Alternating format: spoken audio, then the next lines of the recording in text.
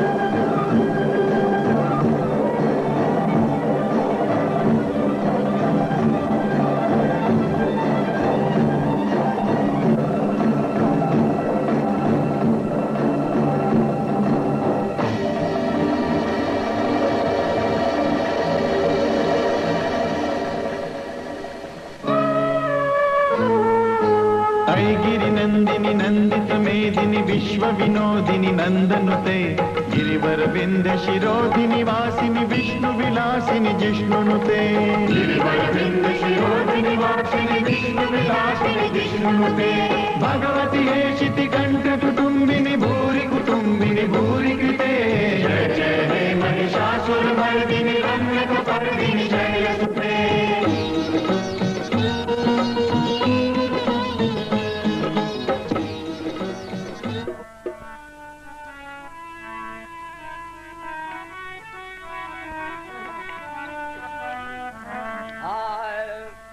दर्शन दो गुरुदेव नाथ मोरी अखियाँ प्यासी रे।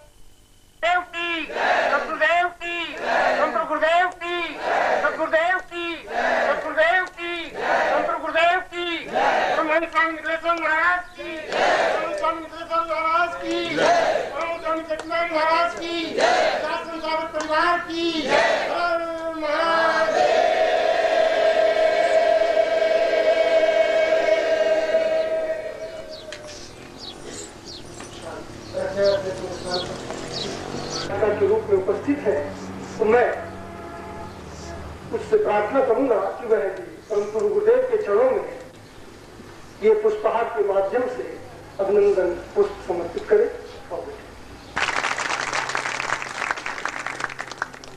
और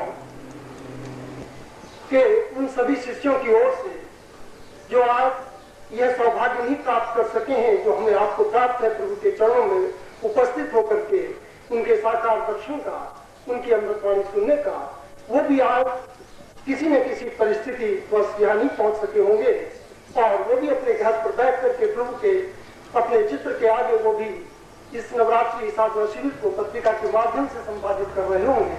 उनकी भावनाओं को भी हम ध्यान में रखते हुए, उनकी भावनाओं की भी कद्र करते हुए उन सब की ओर से भी यह पुष्पहार परम गुरुदेव के चरणों में उनकी एक याद स्मृति और उनकी भावना और समर्पण भाव उसके लिए प्रभु की चरण में समर्पित कर रहा हूँ। आप सबके लिए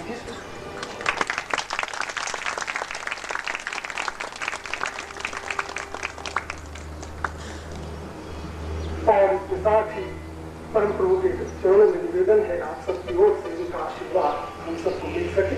बोलिए प्रेम से सद्गुरुदेव की, परम पूज्य गुरुदेव की, परम स्वामी कृष्ण महाराज की, परम स्वामी सच्चिदानंद महाराज की, दासम साधक परिवार की, हर हर महादेव।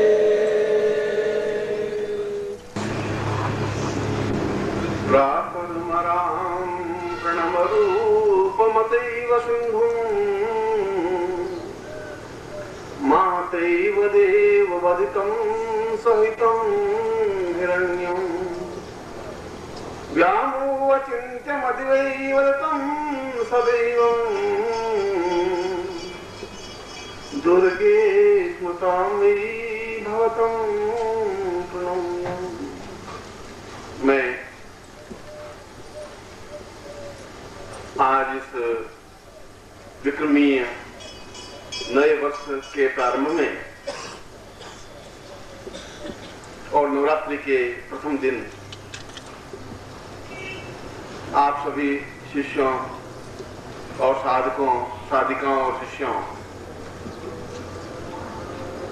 को आशीर्वाद देते हुए मां भगवती जगदम्बा से प्रार्थना करता हूं कि वे आपके जीवन की सारी इच्छाएं पूर्ण करें, आपके जीवन में पूर्णता दें और आपके जीवन को श्रेयता प्रियता दें। ऐसा ही मैं आपको आशीर्वाद दे रहा हूं।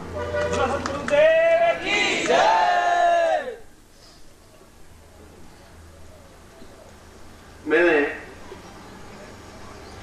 इस श्लोक में एक नवीन चिंतन और गालव्य एक अद्भुत और तेजस्वी ऋषि हो चुके हैं। ऐसे तेजस्वी कि जिन्होंने अपने जीवन में पूर्ण भगवती जगदम्बा की साधना संपन्न की और एक नवीन विधि से संपन्न की और जीवन की सारी आवश्यकताएं, जीवन की सारी इच्छाएं, मैं सोचता हूं कि गार्लव्य जितना ऋषि कोई भौतिक नहीं रह सकता और गार्लव्य जैसा व्यक्ति बहुत ज्यादा वीतरागी भी नहीं हो सकता। जीवन की दो अवस्थाएं होती हैं, या तो आगे पूर्ण भौतिक होता है जो केवल धन, पुत्र, यश, मान, पद, प्रतिष्ठा, ऐश्वर्य में डूबा रहता है। हर समय उसकी आकांक्षा, इच्छा रहती है कि ये जीवन में ये भी मुझे प्राप्त हो जाए, धन प्राप्त हो जाए, व्यापार प्राप्त हो जाए, पत्नी स्वस्थ रहे, मेरी तबीयत ठीक रहे, पुत्र हो, आज्ञाकारी हो, बेटे हो, बेटियां हो, पोते हो, पोतियां हो, और ये सारा भौतिक जीवन में चिंतन बना रहता है। अधिकांश व्यक्ति ऐसे हैं। कुछ व्यक्ति ऐसे होते हैं जो वीतरागी होते हैं, जो सन्यासी होते हैं, जिन बात की कोई परवाह नहीं है, न पुत्र है, न पत्नी है, न बंधु है, न बांधव है, न समाज है, न रिश्तेदार है। जो कुछ है वह इस आत्मा को उस ब्रह्म से साक्षात्कार करा देना ही जीवन की पूर्णता मानते हैं। और अधिकतर दंडी स्वामी या वीतरागी या सन्यासी जो हिमालय में है वे इस प्रकार के व्यक्तित्व हैं। मगर गालव्य एक ऐसे ऋषि थे जो अपने आप में पूर्ण भौतिक व्यक्ति भी थे और पूर्ण वीतरागी व्यक्ति भी बने, मगर उन्होंने अपने जीवन में उस विधि का सृजन किया जिस विधि के माध्यम से घोर भौतिक व्यक्ति भी उस ईश्वर के और चिंतन और प्रभु के या भगवती जगदम्बा के या इष्ट के साक्षात दर्शन कर सकता है। और हमारे जीवन की मूलभूत आवश्यकता यह है कि जो बहुत भौतिक व्यक्ति हैं वे भी दुखी हैं। यदि आप उनको पूरे दें तो उनकी जिंदगी में कोई न कोई अभाव, कोई न कोई परेशानी बनी ही रहती है। अगर पुत्र है तो आज्ञाकारी नहीं है, या लड़की है तो उसकी शादी नहीं हुई है, या धन नहीं है, या व्यापार की प्रॉब्लम्स आ रही हैं, या गवर्नमेंट की कोई ट्रबल्स हैं, या पत्नी का स्वास्थ्य ठीक नहीं है, या खुद की समस्याएं हैं, और ऐसी प्रत्येक क्षण में कोई कोई संताप दुख से पीड़ित है और भौतिक व्यक्ति दुखी रहता ही है। मगर वीतरागी व्यक्ति भी दुखी रहते हैं, वे भी जीवन में ज्यादा सुखी नहीं रहते। उनके जीवन में भी हर क्षण वे वासनाएं और आशंकाएं बनी रहती हैं कि मैं वीतरागी बना, मगर यदि मैं भौतिक होता तो ऐसा होता, मेरे भी एक पत्नी होती, मेरे भी पुत्र होता, वह भी पिंडदान करता, मरने के बाद मेरा नाम होता। वे भी जीवन में ऐसी आकांक्षाएं पालते हैं, क्योंकि मैंने जीवन में इन दोनों जीवन को देखा है। पूर्ण भौतिक जीवन को भी देख रहा हूं, देखा है, और पूर्ण वीतरागी जीवन को भी देखा है। पूर्ण सन्यासी दंडी स्वामी जिसको कहते हैं वैसा भी रहा हूं। और हिमालय में 15, 17, 18 साल बिल्कुल जहां ग्रस्त और पत्नी और पुत्र और बंधु बांधव से मोह नहीं हो, उस स्टेज और उस स्थिति को प्राप्त की है। और उस स्थिति को भी प्राप्त की है कि 7-8 साल जब मैं संन्यास जीवन में गया, घर पहुंचा ही नहीं, तो पिता ने यह सोच लिया कि जरूर मृत्यु हो गई होगी, क्योंकि उस समय बसें थी, इतनी ट्रेन भी थी नहीं, बद्रीनाथ केदारनाथ जाने के लिए तो 4 महीने 5 महीने लगते थे, जा नहीं सकता था पैदल, न पगडंडियां थी न सड़कें थी, और हिंसक पशु इतने थे कि जीवन में बच करके आना एक अत्यंत कठिन और बुलंद की बात मानी जाती थी। और उन्होंने मेरा श्राद्ध कर दिया कि पुत्र जरूर मर गया होगा, और मरने के बाद भी आत्मा तड़प रही होगी तो श्राद्ध कर दे। तो मैंने जीवन के उस स्टेज को भी देखा है, और मैंने देखा कि ये भी दुखी रहते हैं। और उनसे जब मिलता तो वो कहता कि गुरुजी सब ठीक है, मगर ये संसारी लोग बहुत सुखी हैं गुरुजी, इनको तकलीफें नहीं है, यहाँ सारी बहुत प्रॉब्लम है, हरदम सारे कार की मार के बैठे रहो, ऐसे करो, और तो दम मिल भी जाएगा तो क्या हो जाएगा, अब मरने के बाद कौन पुण्यदान करेगा गुरुजी, आप बताइए। और मैं सोचता कि ये भी उतने ही दुखी है। ऐसा नहीं है कि भौतिक जीवन ही दुखी हो, जीवन का समन्वय हो, दोनों जीवन की बैलेंस हो, वह जीवन ज्यादा सुखी है। मगर दोनों जीवन बिल्कुल विपरीत हैं, जो समन्वय हो नहीं सकता। दक्षिणी ध्रुव और उत्तरी ध्रुव को मिला नहीं सकते, वह बिल्कुल एक दूसरे प्रकार का ध्रुव है, ये बिल्कुल दूसरे प्रकार का ध्रुव है। हिमालय उत्तर में बिल्कुल दूसरे प्रकार की चीज है, समुद्र दक्षिण में बिल्कुल दूसरे प्रकार की चीज है। उस समुद्र को उठा के हिमालय से मिलाना या हिमालय को उठा के समुद्र में डाल देना संभव नहीं है। ठीक इसी प्रकार से पूर्ण भौतिक व्यक्ति को वीतरागी बना देना या वीतरागी जीवन भी व्यतीत करना, इस ग्रस्त में लगते हुए कहें कि तुम संन्यास्त रहो, संभव नहीं है। और एक सन्यासी कहें कि तुम बिल्कुल भौतिक जीवन व्यतीत करो, उनके लिए भी संभव नहीं है। पर गार्डन ने ऐसा किया, और ये मुझे पंक्ति गार्डन की क्यों याद आई कि भोलानाथ ने भी एक जब भजन गाए तो उन्होंने कहा कि चक्षुरुन्मीलितम येन तस्मै श्री गुरुवे नमः, एक लाइन बोली, और शायद आपने इस लाइन को कम से कम 20 बार तो सुनी ही होगी, क्योंकि जहां पर भी शिविर लगे और जहां पर भोलानाथ जी ने गाया तो इस लाइन को वो जरूर गा ही देते हैं बीच बीच में कभी, मगर शायद भोलानाथ जी किसी अर्थ समझते नहीं है। जब भोलानाथ जी नहीं समझ रहे, जो गाने वाला नहीं समझ रहा है, तो आप भी नहीं समझ रहे हो। उन्होंने कहीं पढ़ा इसलिए बोल दिया, और उन्होंने बोला इसलिए आपने सुन लिया, मगर मूल रूप से अर्थ क्या है? चक्षुरुन्मीलितम येन, चक्षु को आंखों को मिलाने से ही सब कुछ प्राप्त हो सकता है। ये लाइन क्या अर्थ क्या है, महत्ता क्या है, चिंतन क्या है? और यही चिंतन जो भोलानाथ ने बोला है वही गार्डन ऋषि ने कहा है, जो मैंने इस प्रवचन के प्रारंभ में कहा है कि भौतिक व्यक्ति भी और भौतिक व्यक्ति की जीवन की पूर्णता इस बात में है कि वह अपने जीवन में पूर्ण सुख प्राप्त करे, जो भी उसकी इच्छाएं हो, और जीवन में प्रभु के साथ दर्शन कर सके। अनुभूतियां नहीं, दर्शन कर सके। अनुभूति तो यह है कि मैं आंख बंद करके एहसास कर सकूं, बिंब है। अनुभूति अपने आप में सत्य नहीं है। मैं अगर अनुभूति करता हूं कि मिठाई के थाल सजे हुए हैं, इससे मेरी भोजन की भूख की तृप्ति नहीं हो सकती। अनुभूति तो कर सकता हूं मैं बैठे बैठे, अनुभूति कर सकता हूं कि बस हिमालय में जा रहे हैं, घूम रहे हैं, वैजाज में घूम रहे हैं, विचरण कर रहे हैं, ये रोशनी आ रही है, खाना रख रही है, अनुभूतियां तो कर दी मैंने बैठे बैठे। अनुभूतियों से जीवन में उसके आनंद की तृप्ति नहीं मिल सकती। अनुभूति तो तब होती है जब हमारा बस नहीं चलता। जब हमारा बस चलता नहीं है तब हम अनुभूतियां करते रहते हैं कि कुछ नहीं, ऐसा तो ऐसा होता तो बिल्कुल ऐसा हो जाता, मगर ऐसा होगा जरूर, भगवान देखता है, ऐसा जरूर जिंदगी में होगा, ऐसा सोचते रहते हैं, मर जाते हैं। उनके जीवन में न धन प्राप्त हो सकता है, और अगर धन भी प्राप्त हो सकता है तो उस धन का आनंद नहीं ले सकते, खा नहीं सकते। तुमने गरीबी का तो दुख देखा है, अमीरी का दुख तुमने देखा नहीं है। अमीर तुमसे बहुत ज्यादा दुखी होते हैं, क्योंकि उस दुख को मैंने भी भोग चुका हूं और भोग रहा। अमीरी भी अपने आप में बहुत दुख है, क्योंकि अमीर व्यक्ति को डायबिटीज अलग हो जाती है, ब्लड प्रेशर अलग हो जाती है, हार्ट अटैक की संभावना अलग हो जाती है। उसके पास पैसा तो होता है, मगर घी नहीं खा सकता है, शक्कर की रोटी नहीं खा सकता है, ज्यादा फूली हुई रोटी नहीं खा सकता है, 6 रोटी ज्यादा नहीं खा सकता है। उनकी बहुत रिस्ट्रिक्शंस है, वो कुछ नहीं खा सकता। पहले पालक का सब्जी खा सकता है, मूंग का दाल का पानी पी सकता है, बस, और कुछ खा पी नहीं सकता। और कुछ खाएं तो फिर पत्नी हाथ पकड़ लेती है कि मर जाओगे, डॉक्टर ने कहा तुम्हारा दिमाग खराब है, तुम शक्कर खा रहे हो, घी खा रहे हो, तुम मर जाओगे। अब जब था नहीं तब सोचते थे अमीर हो जाएंगे तो खूब खाएंगे, मौज करेंगे, मस्ती मारेंगे। जब बहुत कुछ हो गया तो डॉक्टर ने कह दिया कि नहीं, तुम कुछ नहीं खा सकते, चुपड़ करके रोटी भी नहीं। डॉक्टर आए, मुझे 8 लाख नजर देखा, 8 देखा, उसने कहा कि गुरु जी आपसे प्रार्थना है, मेरा कहिए कि आप बात मानेंगे। तो मानेंगे, तुम डॉक्टर हो तो फैमिली डॉक्टर हो, कि आप गुरु जी चिपड़ी रोटी मत खाइए बात से, ये ठीक नहीं है गुरु जी।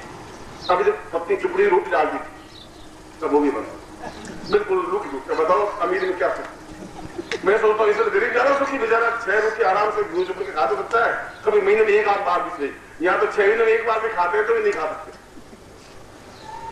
इसलिए दुखी तुम ही नहीं हो, दुखी अमीर व्यक्ति भी है।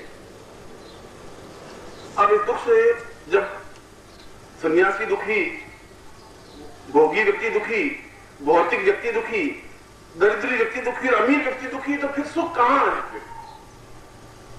और अगर अनुभूतियां में सुख है तो अनुभूतियां तो वो दरिद्री व्यक्ति कर सकता है, क्योंकि जो भूखा होगा उसको पकवानों की अनुभूति रात को सपना आएंगे, और सपना आ नहीं सकते। वो गया है मिठाई की दुकान पर, गया है मिठाई यहाँ थाल सजी हुई है, वो गुलाब जामुन उठाता है, खाता है, 5 खाता है, पेट में हाथ लेकर आंख खुल जाती है, उसको ऐसे ही सपना आएंगे। बहुत भोगी व्यक्ति होगा, अय्यासी व्यक्ति होगा तो सोचेगा कि एक परी आई आकाश से आती है, एकदम से हाथ पकड़ती है, बोल क्या इच्छा है, तो यहाँ क्यों बैठा है, चल मेरे साथ, तेरी पत्नी तो बहुत काली करती है, वो आंख खुल जाती है। पत्नी कहते हैं क्यों चिल्ला क्यों रहे हो, क्या हुआ तुम्हें, क्या हुआ? कुछ हुआ कुछ नहीं, तुम बीच में जगा दिया, सब कुछ बहुत शानदार हो रहा था। अनुभूतियां तो हो रही,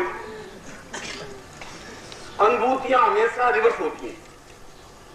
जो कुछ तुम्हें प्राप्त नहीं है उनको प्राप्त तुम स्वप्न के माध्यम से करते बस।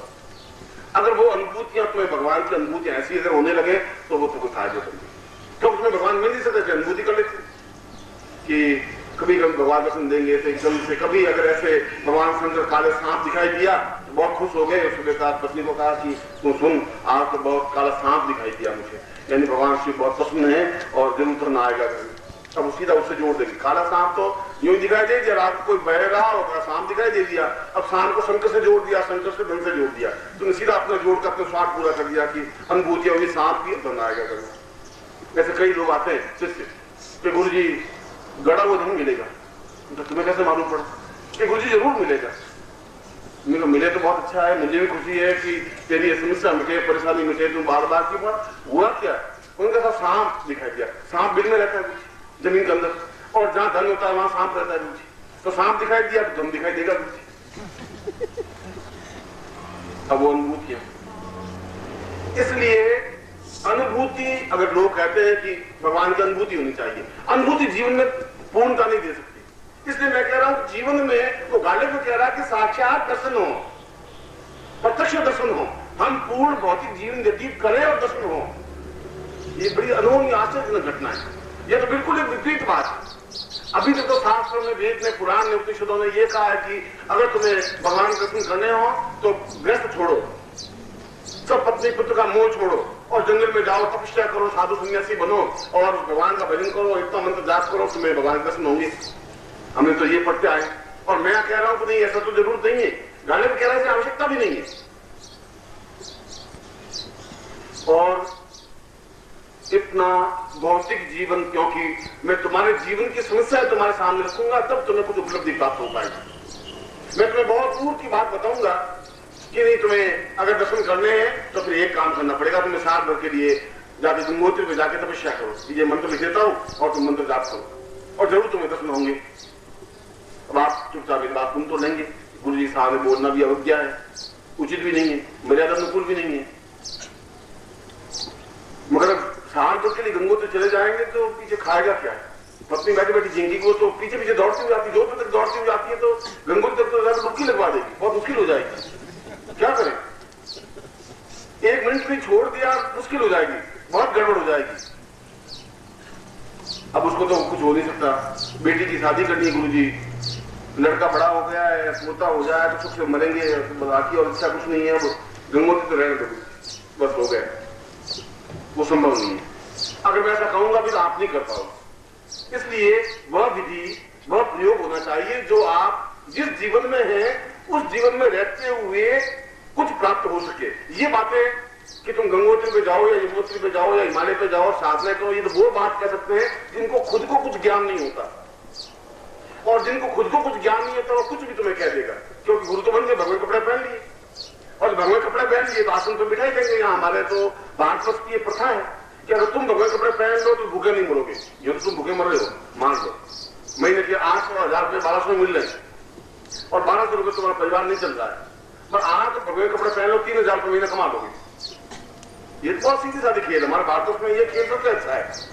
तो उसने कहा है कि नारी बुई घर संपत्ति नासी मुंड मुंडाए है संन्यासी, और मर जाए खाने की रोटियां नहीं हो तो सिर्फ मुंडा देना चाहिए, भगवे कपड़े पहन लेने चाहिए, फिर कमी नहीं है तुम्हारी जिंदगी में न खाने की पीने की। वो गृहस्थ बेचारा सोचेगा कि शायद ये गुरुजी है कुछ दे देंगे, कुछ चीज निकाल के दे देंगे, तो खुद घी खाएंगे नहीं, उनके लिए घी डालेंगे गुरुजी को, लो गुरुजी आप घी खाओ, और दूध का कटोरा देंगे। हम बच्चे चाय नहीं, भाई दूध मिले तुम चाय पियो कैसे, दूध क्या तुम्हें, हम चाय नहीं पियेंगे बच्चे, बस और तो दूध ले आप मलाई उतारना बस। अरे गुरुजी बस वो सोचे कैसे गुरुजी खुश हो जाए, शायद कुछ निकाल के दे दे ताकि जो कल्याण हो जाए। अब ये मालूम नहीं तो खुद ही भूखे मरता मरता भगवे कपड़े पहना है, अब ये इसको कौन पहचानेगा, तो भगवे के कपड़े के अंदर सब छिप जाता है। और फिर वो बेचारा नीचे बैठा है, गुरुजी कुछ उपदेश, कुछ प्रवचन करो गुरुजी, कल्याण हो हमारा। बच्चे कुछ नहीं, तुम गंगोत्री चले जाओ और मैं तुम्हें मंत्र लिख देता हूँ, तो मंत्र जाते हो भगवान साक्षात सामने आएंगे और तुम जो मांगोगे मिल जाएगा। बच्चे तुम चिंता क्यों करते हो, हम तुम्हारे साथ हैं। बस वो तो अपने तुम्हें छोड़ करके फिर दूसरी जगह जाके अर्धा पूरी खा लेंगे, उनको तो हिमालय में जाना नहीं, और तुम्हें रास्ता बता देंगे। जिनको खुद को ज्ञान नहीं है वो कुछ भी अंट बोल देंगे, जो कि तुम्हारे लिए पॉसिबल नहीं हो पाएगा, तुम्हारे लिए संभव नहीं है। अगर मैं ऐसा कहूं तो तुम्हारे लिए पॉसिबल नहीं हो सकता, संभव नहीं हो सकता कि तुम जाकर के साल भर के लिए सन्यासी बन जाओ या हिमालय में चले जाओ या साधनाएं कर लो। और ऐसा कहकर के मैं उन सन्यासियों और उन योगियों की कोई बुराई अपमान नहीं कर रहा हूं। मैं कह रहा हूं कि मेरे जीवन की आवश्यकता अपने शिष्यों को यह है कि वो भौतिक जीवन में रहते हुए भी क्या भगवान के जगदम्बा के दर्शन कर सकता है। अगर है तो वो विधि होनी चाहिए, ऐसी विधि जो हम कर नहीं सके उससे कोई फायदा नहीं। इसलिए मैंने उस श्लोक का उच्चारण किया है और उस श्लोक में यह कहा कि तुम्हारे जीवन में इस पूर्ण भौतिक जीवन को व्यतीत करते हुए भी यदि तुम उस प्रभु के दर्शन करना चाहो, क्योंकि जीवन की पूर्णता ही मनुष्य पूर्ण ब्रह्म से मिल जाए, मिलते ही सारे जीवन में एक विशेष प्रकार की चमक पैदा हो जाती है। और उस श्लोक में यह बताया है कि तुम अपनी आंखों से उस प्रभु के दर्शन कर ही नहीं सकते, संभव नहीं है। तुम्हारी आंखों में वो ताकत नहीं है, तुम्हारी आंखों में वो क्षमता है ही नहीं। तुम्हारी आंखें 20-25 फीट से ज्यादा कुछ नहीं देख सकती। अगर तुम खाली सड़क है तो मुश्किल से 500 गज तक तो देख सकते हो, 500 गज के बाद में कोई आदमी भी खड़ा है तो तुम पहचान नहीं सकेगी। बस ये तो कह सकते हो कि कोई ये खड़ा तो है आदमी, बस बहुत स्वस्थ तुम्हारी और जवान 22 साल के लड़के की आंख भी 500 गज की दूरी से कुछ नहीं देख सकती। जो 500 गज दूरी से नहीं देख सकती वो भगवान के दर्शन कैसे कर सकती? इसलिए तुम्हारी आंख में वो ताकत नहीं है कि उस भगवान अगर सामने प्रत्यक्ष प्रकट हो भी जाए तो वह तो साफ प्रकार अत्यंत जाज्वल्यमान स्वरूप है उनका, तेजस्वी, हजारों हजारों सूर्य एक साथ जैसे उग गए हो वैसा स्वरूप है। फिर उनके दर्शन तो तुम्हारी आंखें नहीं कर सकती। जब ये आंखें दर्शन नहीं कर सकती तो फिर वो प्रयत्न करने से कैसे हो पाएगा? फिर क्या करें? क्योंकि जीवन का उद्देश्य लक्ष्य तो ये है, ये जीवन और ये जो तुम जीवन जी रहे हो ये जीवन तो प्रत्येक क्षण हर एक मिनट के बाद तुम शमशान की ओर एक इंच बढ़ रहे हो। निश्चित रूप से मरना है, इसमें तुम टाल नहीं सकते, तुम्हारे बस की बात नहीं है मृत्यु को टालना।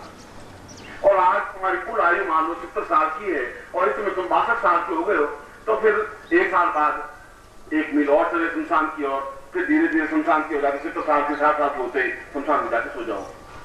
क्योंकि तुम्हारा प्रत्येक क्षण मृत्यु की ओर बढ़ रहा है और मृत्यु की ओर नहीं बढ़ रहा है। और शास्त्र कह रहा है मृत्यु और मां अमृतम गमय, मृत्यु से अमृत्यु की ओर बढ़, शास्त्र हमारा ये कह रहा है। मगर पूछा नहीं वापिस जिसने ये लाइन बोली कि मृत्यु और मां अमृतम गमय, कैसे मृत्यु से अमृत्यु की ओर कैसे बढ़े? तो अमृत्यु से मृत्यु की ओर तो बढ़ सकते हैं। तुम्हारे जीवन में अगर तुम नहीं भी सीखो तभी तुम मृत्यु की ओर बढ़ जाओ, उसके लिए तुम्हें कुछ सीखने की जरूरत नहीं है।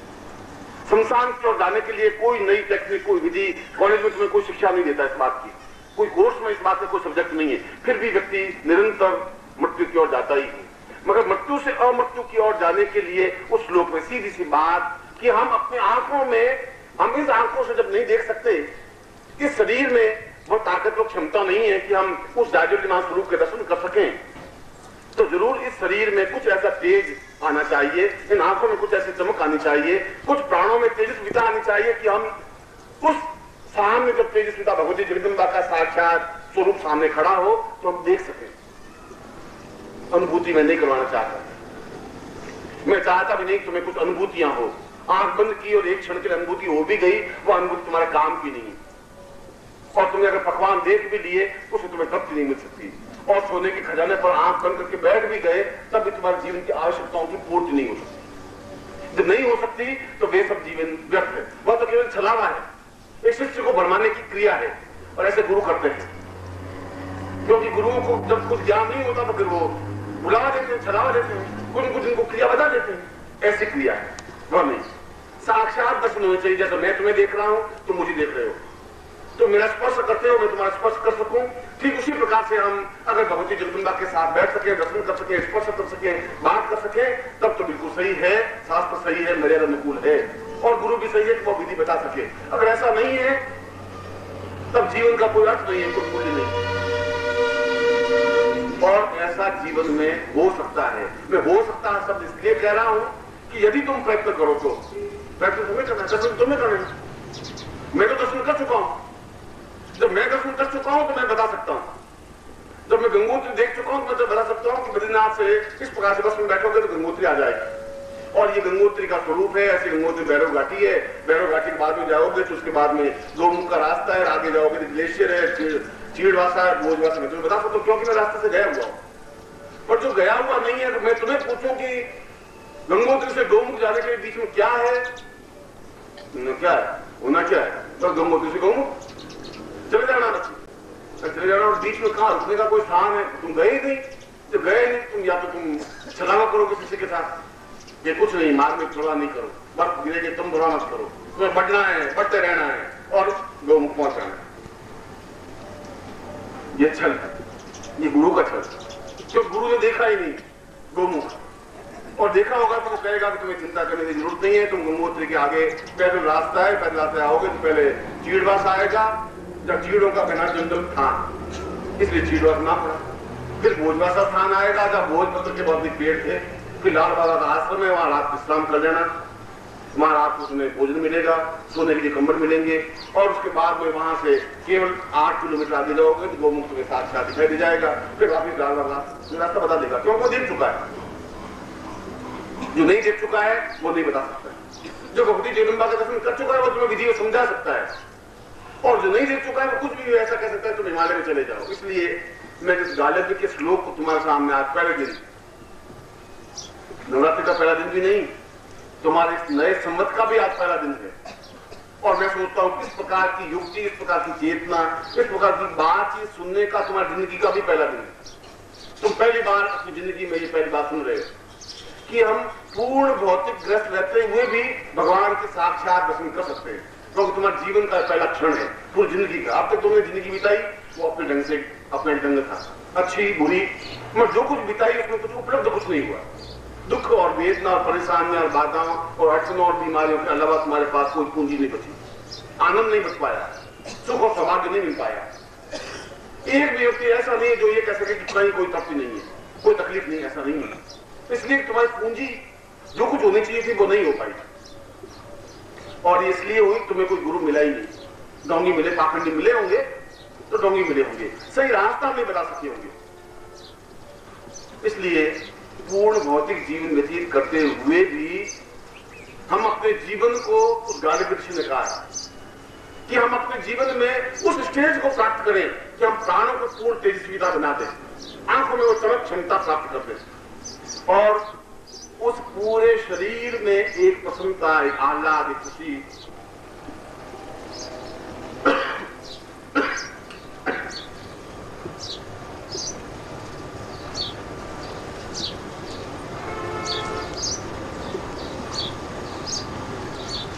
और एक तृप्ति अनुभव कर सके। अगर वो तृप्ति है तो जीवन में खुमारी है, खुमारी तो नहीं आता। जीवन एक अलग है, जीवन का खुमारी, जीवन का एक आनंद, जीवन की तृप्ति अलग है।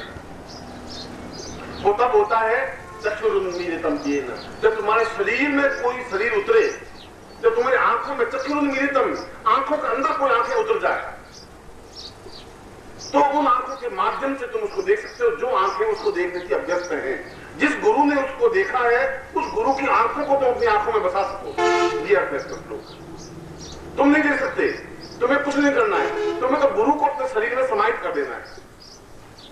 तुम्हें गुरु के पूरे प्राणों को अपने शरीर में समाहित कर देना, वो प्राण अपने आप में तेजस्वी बन जाएंगे। तुम्हें कुछ करना नहीं, क्योंकि तुम्हारी काया में वो ताकत नहीं है, तुम्हारी चेतना में वो ताकत नहीं है, तुम्हारी आंखों में ताकत नहीं है। तो चक्षुरुन्मीलितम, उन चक्षुओं को अपनी चक्षुओं से मिला दो, उन आंखों को अपनी आंखों से मिला दो, उतार दो जीवन में, आंखों के अंदर स्थापित कर दो। ये चक्षुरुन्मीलितम ये न तस नहीं, इसलिए श्री गुरुवे नमः। वो कह रहा है इसलिए मैं गुरु को प्रणाम करता हूं, इसलिए नहीं कि वो अच्छा सुंदर है, अच्छे कपड़े पहने, इसलिए नहीं, इसलिए कि वह भक्ति जगदम्बा को साक्षात कृष्ण मुझे करवा सकता है। क्योंकि मैं अगर उसको अपने जीवन में उतारूं, अगर उनकी आंखों को अपनी आंखों में बसा दूं, तो उनकी आंखों के माध्यम से मैं जगदम्बा का दर्शन कर सकता हूं। चक्षुरुन्मीलितम येन तस्मै श्री गुरुवे नमः। इसलिए मैं गुरु को प्रणाम करता हूं, इसलिए कि ये कार्य केवल गुरु कर सकता है और कोई नहीं कर सकता। न पत्नी कर सकती है, न पति कर सकता है, न भाई, न बंधु, न तुम्हारा धन, न दौलत, न ऐश्वर्य, न तुम्हारा लाख रुपए, न 5 करोड़ रुपए, न नेता, न अभिनेता, ये नहीं कर सकते। इसलिए उसने ये नहीं कहा तस्मै श्री पत्नी नमः या तस्मै श्री पति वही नमः, ऐसा कुछ कहा ही नहीं। तस्मै श्री गुरु वही नमः कहा है, क्योंकि वह ऐसा कर सकता है। और तुम्हें उस श्लोक में गालिब ने कहा कि इसलिए तुम्हें और कुछ करना ही नहीं है और तुम्हें और कोई क्रिया आती भी नहीं है। तुम तो अगर उसको अपने जीवन में अपने प्राणों में उतार सको पूरी तरह से, और जब उतार जाता है गुरु, जब उतर जाता है शरीर में, तो अपने आप में पूरा शरीर अपने आप में बदल जाता है। एक चमक आ जाती है चेहरे पर, एक ओझ आ जाता है। शायद मैं उदाहरण दूं कि कैसे उतारे। गुरु को शरीर में उतारने की बात आपने कही गुरु जी, मगर उस गुरु को अपने शरीर में हम कैसे उतार सकते हैं?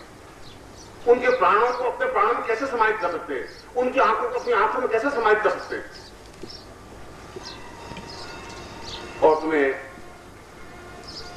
शायद द्वापर युग की तो मैं घटना नहीं कह सकता कि द्वापर युग में तो जब राधा बैठी और राधा बैठी तो उद्धव गए, तो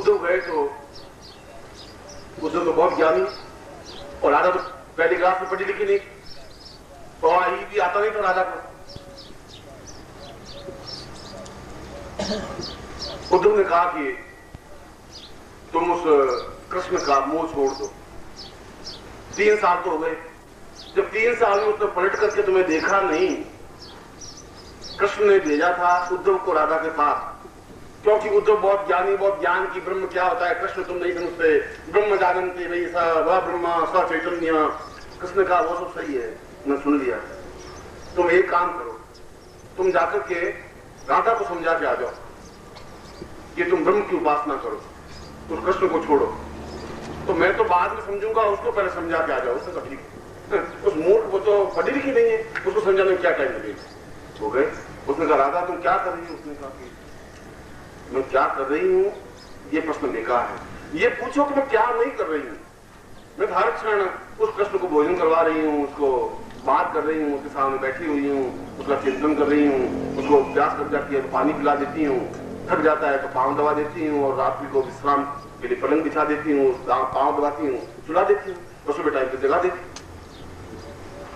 भगवान कृष्ण तो हमारे यहाँ से गए हुए 3 साल हो गए। 3 साल और 300 साल और 3000 साल तुम्हारे लिए गणना है, काल की गणना, मेरे लिए तो कोई गणना नहीं। शाम हो गई, शाम हो गई तो राधा ने कहा कि तुम जब कहाँ जाओगे, रात में यही सो जाओ। तो कुटिया थी, कुटिया में राधा सोई हुई थी, बाहर कुटिया के बाहर उद्धव भी सो गए। उद्धव सो गए तो रात को 9 या 10 या 11:30 या 10-11 बजे तो कृष्ण कृष्ण कृष्ण कृष्ण कृष्ण कृष्ण की आवाज आ गई। कृष्ण की आवाज है, रात को कहां से आ गई? उद्धव सो ज्ञानी थे, ज्ञानी पढ़े लिखे थे, और खाली ज्ञानी सबसे बड़ा मूर्ख होता है। जो केवल ज्ञान ही जानता है वह तो ठीक वैसा ही होता है जो एक पोथी पढ़ी हुई रखी हुई होती है। तुम्हें जब इम्तिहान देना होता है मैट्रिक का, तो बस पूरे पन्ने रटे हुए होते हैं और जाकर उतार देते। तुम्हें कुछ न तो ज्ञान। अगर तुम्हें कहूं कि पारे को शोधन करना चाहिए, बस वो तो ठीक है, वैसा जो लिख दिया, वैसा याद किया वो लिख दिया। ये रात तो कृष्ण कृष्ण की आवाजें कहां से आ रही है? वो उठा, चौपड़ी के इधर गया, पीछे गया, चारों तरफ घूमा, पलटा तो आवाजें धीमे आने लगी, थोड़ी और आती गया तो आवाज ही बंद हो गई। उसने कहा ये क्या हुआ? फिर वापस आंगन में आ गए, कृष्ण कृष्ण की आवाज। थोड़ा दरवाजा खोला, कुटिया के अंदर दीपक लग रहा था, अंदर गया तो राधा बिल्कुल नींद में सोई। तो इसकी तो होठ हिली नहीं है और आवाजें बहुत तेज आ रही। थोड़ा सा पास में गया तो देखा कि शरीर के प्रत्येक रोम रोम से कृष्ण की आवाज आ रही। उधर समझ गया कि कृष्ण को पूरे शरीर में समाहित होने की क्रिया ज्ञान शास्त्र और वेद पुराण में नहीं है, राधा से सीखी जाती। और राधा को जगाया, उनको तुम क्या बोल रही थी? तुम बोल ही नहीं रही थी, नींद ले रही थी, तुमने क्यों जगाया, क्या हुआ? जब पूरे जीवन में उतार दिया जाता है, ये तो एक राधा का उदाहरण है। और उदाहरण की यदि कोई प्रेमिका हो और उसका प्रेमी कहीं चला गया हो, 2-4 दिन के लिए नहीं आ रहा हो, तो आप देखेंगे वो बिल्कुल खोई हुई सी, और जो ही आपका चेहरा अगर साइकोलॉजिकल देखें तो चेहरे पर बड़ी चमक आया है, जैसे बातचीत की है, ऐसा हो गया है। अब कभी चेहरे पर रंग उड़ जाएगा, कभी एकदम से गुस्सा आ जाएगा, कभी खिलखिलाहट आ जाएगी, कभी आंखों मस्ती आ जाएगी। ये सारी बात तो सामने कुछ नहीं है, मगर वो पूरा आंखों में आंखें उतरी हुई है, इसलिए बातचीत हो रही है। बातचीत हो रही है, पास में कोई नहीं है, मगर चेहरे पर चमक भी आ जाती है। बिल्कुल एक अजीब चमक है। एक औरत में, जो शादीशुदा औरत है, उसमें उस औरत में बहुत अधिक अंतर है। उसके चेहरे की चमक ही बिल्कुल दूसरी है, उसकी चमक ही बिल्कुल दूसरी है, क्योंकि उसने उसको पूरी तरह से अपने शरीर में समाहित किया हुआ है, इसलिए उसकी चमक बिल्कुल अलग है। और जब गुरु का स्पर्श पाता है शिष्य, देखना नहीं, पास में बैठना भी नहीं, जब स्पर्श होता है दीक्षा के माध्यम से, जब उसको जीवन में उतारने की क्रिया होती है, तो एकदम से शिष्य का चेहरा बदल जाता है, रंग बदल जाता है, प्राण बदल जाते हैं, आंखों का भाव बदल जाता है। और यदि गालिब जी कह रहे हैं कि उसके आंखों की फोटो ली जाए, आंख में केवल गुरु ही दिखाई देते हैं, उसकी आंखों का चित्र नहीं आता। ऐसा चिंतन तब होता है जब पूरे शरीर में, जैसे प्रीतमा श्लोक आती है, उसका कोई संबंध नहीं है, उसका कोई भरोसा भी नहीं है कि वो आएगा भी कि नहीं आएगा, कोई कॉम्प्रोमाइज नहीं है कि वो आएगा ही। मगर हमारे राजस्थान में तो कहावत है कि बाजी लो चितारे मने आवे चिट्ठी, कि मेरा बहुत हठी पति है, प्रेमी है, बाजी लो बहुत हठी, बहुत जिद्दी है, आने का मैं बार बार कहती हूँ, आ नहीं रहा है, मगर आज मुझे याद किया है, याद कैसे इसकी आ रही है मुझे।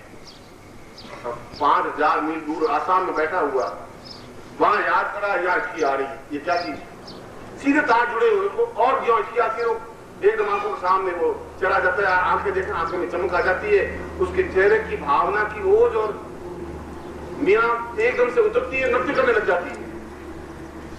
संगत कह रहा क्या डांस कर, क्यों नृत्य कर रही हो, क्या है? तो तुम नहीं, तो सामने कृष्ण देख रहे हैं, मैं नृत्य कर रही हूँ, वो आए हैं, मैं उसको लीन जाऊंगी नहीं तो फायदा क्या, मैं क्या करूं यहाँ बैठी हुई?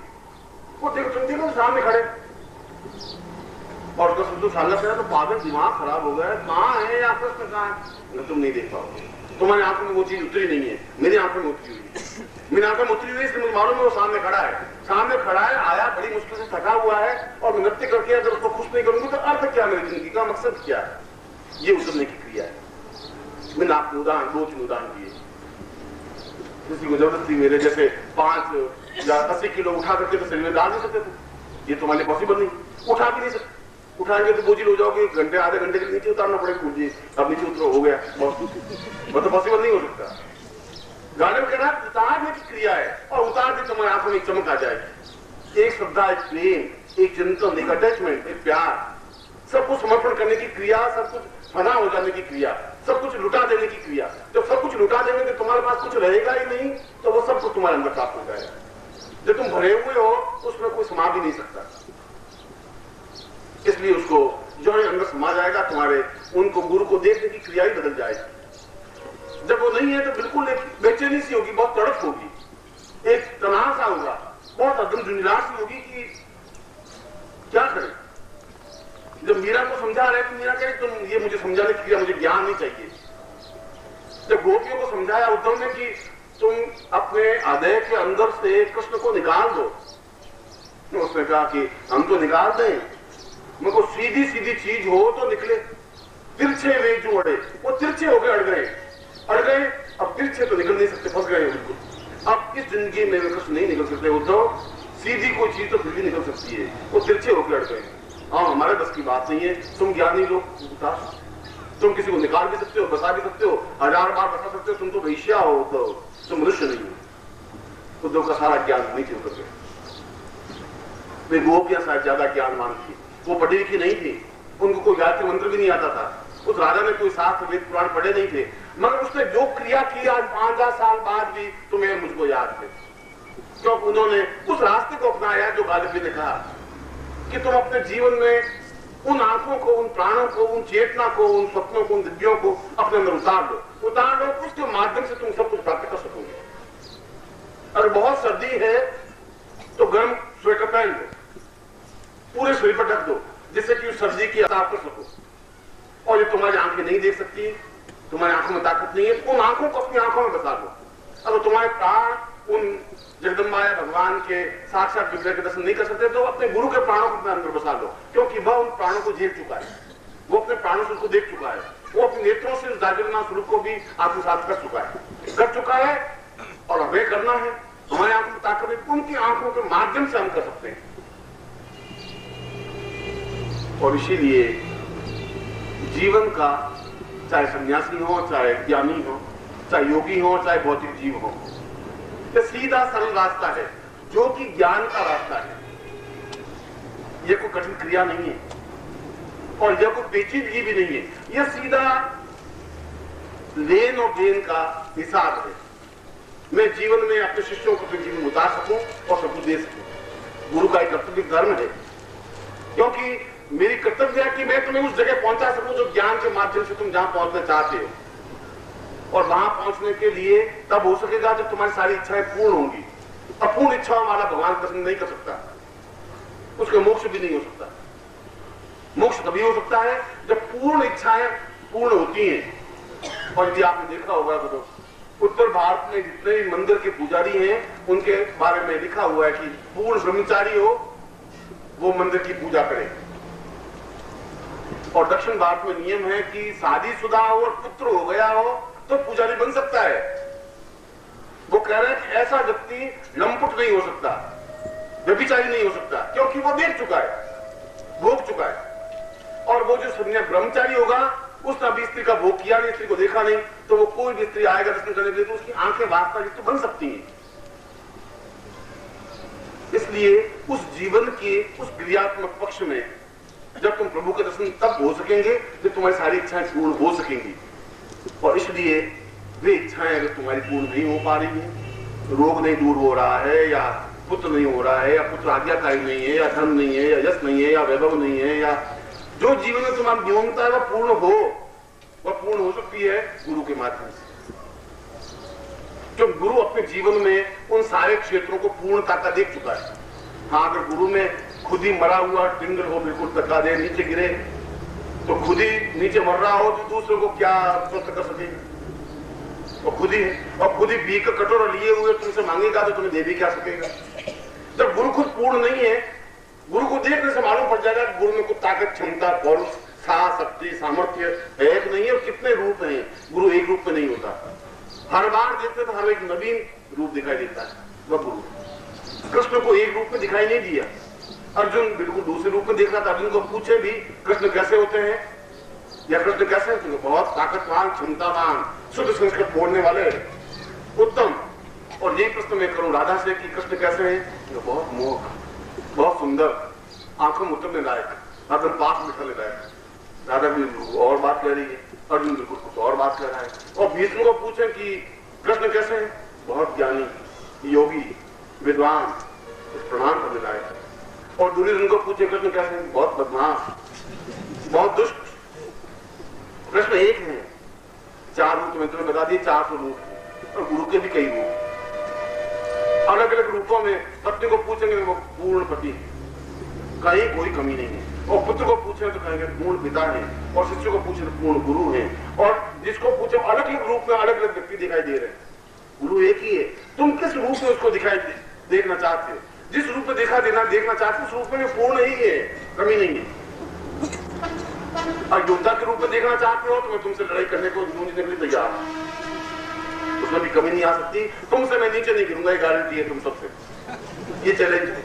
और शास्त्र में भी तुमसे मैं न्यून नहीं बन सकता, बोलने में भी तुमसे न्यून नहीं हो सकता, बोझने में भी तुमसे मैं न्यून नहीं बन सकता। इसलिए जो पूर्ण है वो पूर्णत्व का उपदेश दे सकता है, प्रवचन कर सकता है, बातचीत बता सकता है। और इसलिए सहज स्वाभाविक क्रिया है। इन अपने 7 दिनों में मैं तुम्हें उन क्रियाओं को कराना चाहूंगा जिस क्रिया के माध्यम से तुम पूर्ण रूप से अपने जीवन में उतर सको, अपने गुरु को उतार सको। और जब गुरु को उतार सको तो अपने जीवन की न्यूनता अपने आप में दूर हो जाएगी, क्योंकि वे जीवन की न्यूनता दूर होंगी, भगवान के साक्षात दर्शन होंगे। और जीवन में प्रभु के दर्शन हो जाना जीवन का पूर्ण मोक्ष है। हमने जीवन में पूर्ण सुख देखा, ऐश्वर्य देखा, भौतिक जीवन की पूर्णता देखी है, प्रभु के दर्शन कर लिए। ये 4 जीवन के कर्तव्य है। अगर जीवन में एक भी चीज अधूरी रह गई तो जीवन का फिर आनंद नहीं है। इसलिए तुम्हारे जीवन में कमी भी नहीं रहनी चाहिए। निरोग शरीर होना चाहिए, स्वस्थ शरीर होना चाहिए। रोग मिटाने की क्षमता गुरु में होनी चाहिए। गुरु को ऐसा करना चाहिए। और तब हो सकेगा जब गुरु पूर्ण स्वस्थ है तो आपके शरीर में उतर जाएगा, तुम्हारे शरीर में रोग है नहीं और तुम्हें ज्ञान नहीं है। और जब खुद ही ज्ञान तुम्हारे शरीर में उतर रहा है तो अपने आप तुम्हें ज्ञान प्राप्त हो जाएगा। जो मीरा ने कहा ज्ञान की बातें, कबीर ने जो बात की, कबीर तो आई भी नहीं जानते थे जिंदगी में। आई पहली बार स्कूल में गए, लड़के जबरदस्ती जुड़ाए ने भेजा पार्टी लेकर के। फिर लकड़ी की पट्टी होती थी, आपने बचपन में देखा होगा, तो मिट्टी लगाकर, मुल्तानी मिट्टी लगा करके और फिर उससे लिखते थे। और आपकी ये स्लेटें तो अलग होगी, मैं जब पढ़ता था तो लकड़ी की स्लेटें बनती थी और उसके ऊपर कोयला घिस करके स्याही बनाते थे और स्याही से और सरकंडे की कलम से फिर लिखना सिखाते थे। उर्दू शुरू उर्दू सिखाई, उर्दू सीखी। पहले कबीर को भेजा कि पढ़ने जा, तो स्कूल में गया पढ़ने के लिए।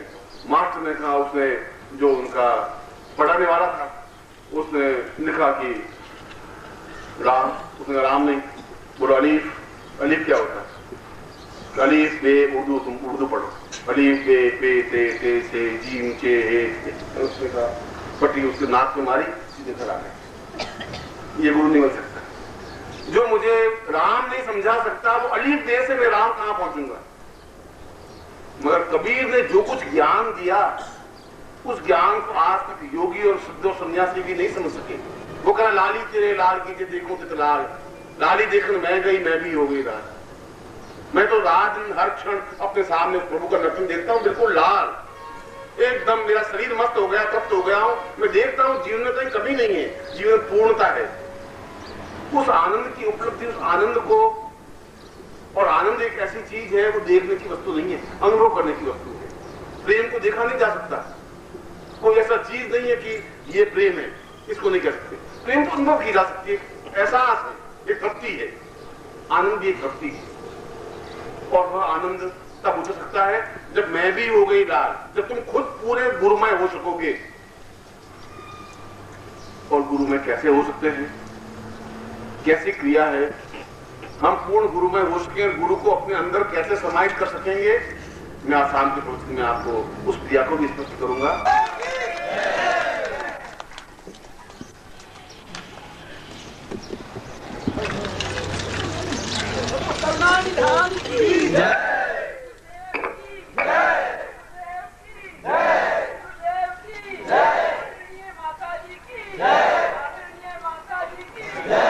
बोलिए पूज्य गुरुदेव की, पूज्य गुरुदेव की, सतगुरुदेव की, सतगुरुदेव की, पूज्य गुरुदेव की, पूज्य गुरुदेव की, मां भगवती जगदम्बे की, मां भगवती जगदम्बे की।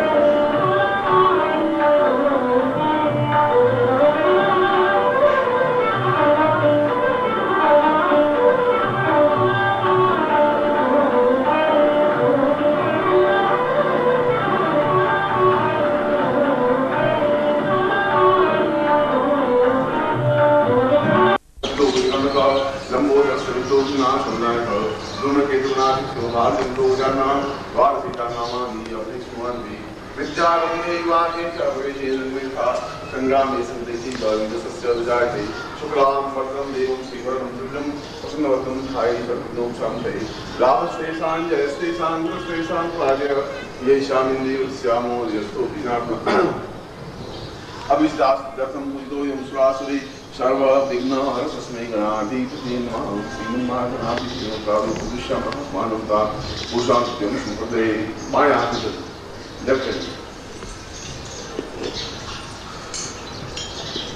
बधाई नाथ उचित पर चर्चितो ओम पवित्र पवित्रो वा सभा अवस्थान सोपि वा यस बड़े पुंडरी एकाक्षी स्वाहियाभ्यम तम स्तुति पुंडरी एकाक्षाय नमः बधाई नाथ मुझे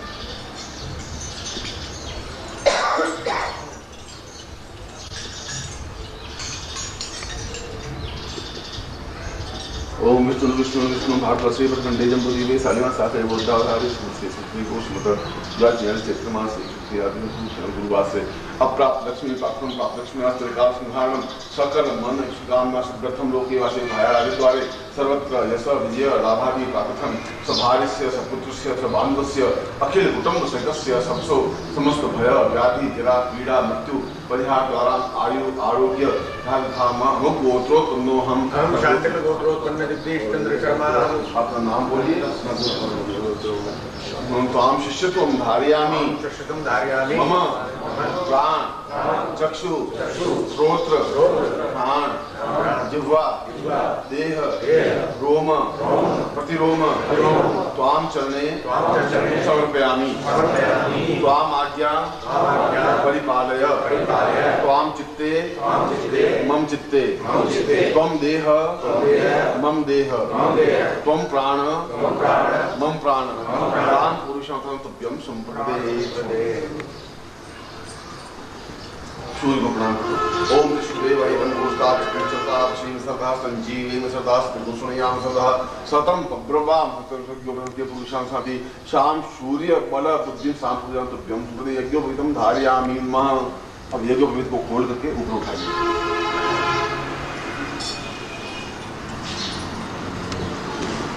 सीधा लीजिए गांठ से थोड़ा बहुत खुल जाए बल बुद्धि साहस तेजस्विता प्राप्ता निमित्तम सूर्यम चक्षुदय वैदम पुरुषाचुकम सदा पश्येम सदा संजीवेन सदा सुनिया सदा सतम पब्रवा यज्ञो पवित्रम परमं पवित्रम सदा तेजस सैद पुरुषात् आयुषम ब्रह्म प्रतिमुचुद्रम यज्ञो पवित्रम परमस्कृत्य यज्ञस्थान सिनो पधियामि तम पुरुषम यज्ञो पवित्रम पधियामि चले बहन लो और फिर पाए आते राइट हैंड हम साथ और पुराना इनपुट उतार अगर किसी को पहना हुआ है पुराना इनपुट तो उतार के रखना नेता वाले परितम ब्रह्म तुम धातु में आज जीने चार तुरी चार बोल बच्चे सूत सोए था सुबह अब नारियल को हमने दोनों हाथों में दीजिए नारियल का मुंह देख रखो चौंच जो है नारियल की वो देख रखो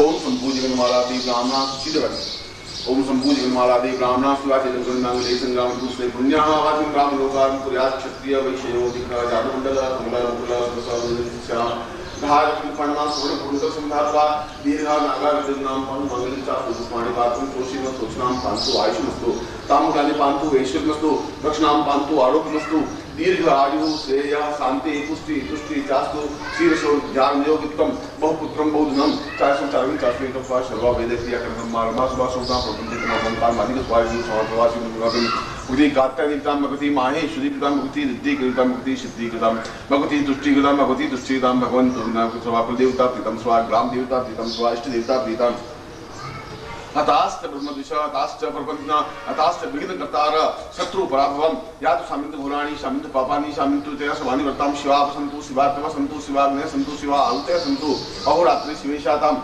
सन्ना कनिक देव इमामाति पुरुषम स्मृति श्रीस्ते कृष्णा पुरुषम लक्ष्मीदाम पुरुषाम धासमानं श्रीस्ते लक्ष्मी स्मृतियां अहोरात्रि पार्श्वे नक्षत्राणि रूपनोगातम्मा कृष्णं निखाणां निखाण सर्वलोक निखाण मान पुरुषाम धासमानं स दीर्घायुत्वान् साम पुरुषाम धासमानं स चैतन्यं साधुवा अथास्मानं सा कृते सा पुरुषाम धासमानं महा पूर्ण सुख सौभाग्य विनाशं प्राप्तान्वितम् नित्य स्वानंदान के नाथ सीमाली तो आप ग्रहे मम शिष्यताम से पुरुषा मम गुरु प्राण की प्राण चेता ज्ञाता नित्यम शिष्यता सर्व सिद्धि पदारी सिद्धा संप्राप्ता नित्यम सदभ्यम संपर्पदे। नीचे आज गुरु ब्रह्मा गुरु विष्णु गुरुदेव महेश्वर गुरु साक्षात् परब्रह्म तस्मै श्री गुरु चरणकमलेभ्यो नमः। ध्यान मूलम गुरु मूर्ति पूजा मूलम गुरु पदम मंत्र मूलम गुरु वाक्य मोक्ष मूलम गुरु कृपा मूकं करोति वाचालं पंगुलं यदेकं यत्र पादं वन्दे परमानंदमासं कुशलेभ्यो सुखयामि पादं गुरुमंत्रं दद्यात्। दाहिना हाथ सिर के ऊपर रखो, बायां हाथ बक्षस्थल पर। ओम परम तत्वाय नारायणाय गुरुभ्यो नमः। ओम परम तत्वाय नारायणाय गुरुभ्यो नमः। ओम परम तत्वाय नारायणाय गुरुभ्यो नमः।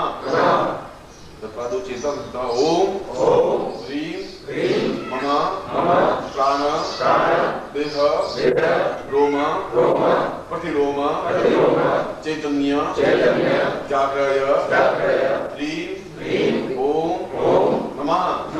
तो गाते दूसरे था ओम भूर्भुवः स्वः तत्सवितुर्वरेण्यं भर्गो देवस्य धीमहि धियो यो नः प्रचोदयात्। प्रकार पुरुषं पदास्मान मम समस्त श्रेणा सुख सौभाग्यनाम पुरुषम आशीर्वादं पठेतः। अब दोनों हाथों पर उठा दीजिए। आशीर्वादं नाम श्री सते लक्ष्मी सपत्न्या बहुरात्रे पार्श्वे एक्स्ट्राणि रूपमुरातम्मा इदं निखानां मिखानं सर्वलोकं मिखान मंत्रार्था सुखा संतो पूर्णां संतो नोथा सतनां नासो स्तोमित्राणां निरस्वा ऋग्वेदो यजुर्वेद सामवेदः ब्रह्मवाक्यस्थां चमनन्ति तत्सर्वान् अक्षतां प्रस्तेतुं चमनन्ति येनरा चत्वारो वर्ते लक्ष्मी आयु बुद्धि यशो बलं श्रीर्वक्षस्मायुष्मारोग्यं मादत्मान्मयिले धान्यं धनं पशुपुत्रलाभं तत्संवत्सरं दीर्घमायु मम शिष्यत्वं सुख सौभाग्यं नाम साम पूर्व सिद्धि प्राप्त निमित्तं सर्व सुख ऐश्वर्य विवरे त्वां तुभ्यं संवर्धे। एक एक आकर के चरण स्पर्श करो।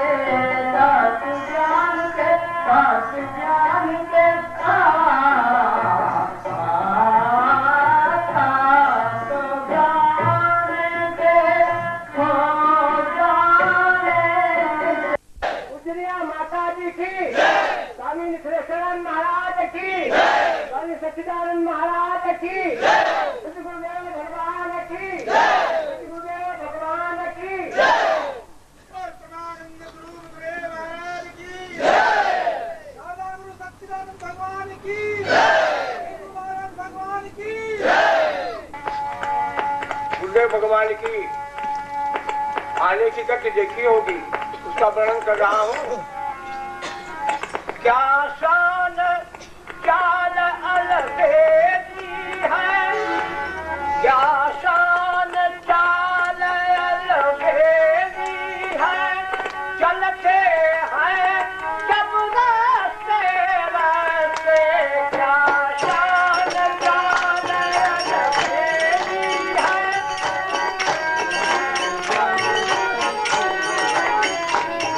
क्या शान चाल अलबेदी है, चलते हैं जब रास्ते रास्ते, रतन परमात्मा बरसत है, रतन परमात्मा बरसत है।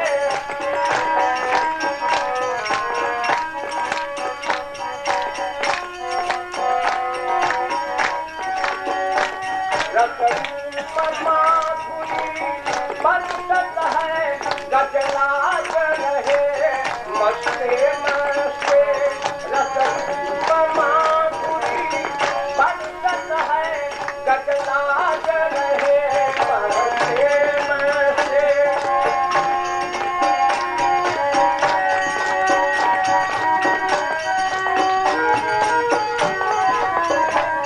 किन देखा किनके चित्तरतन, अनमोल बिके सस्ते सस्ते, किन देखा किनके चित्तरतन, अनमोल बिके सस्ते सस्ते।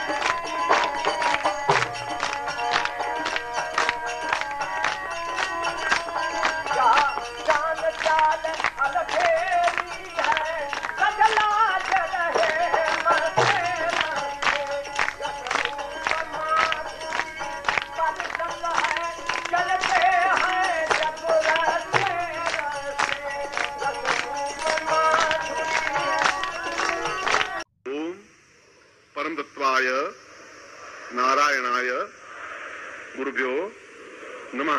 ओम परमदत्वाय नारायणाय गुरुभ्यो नमः।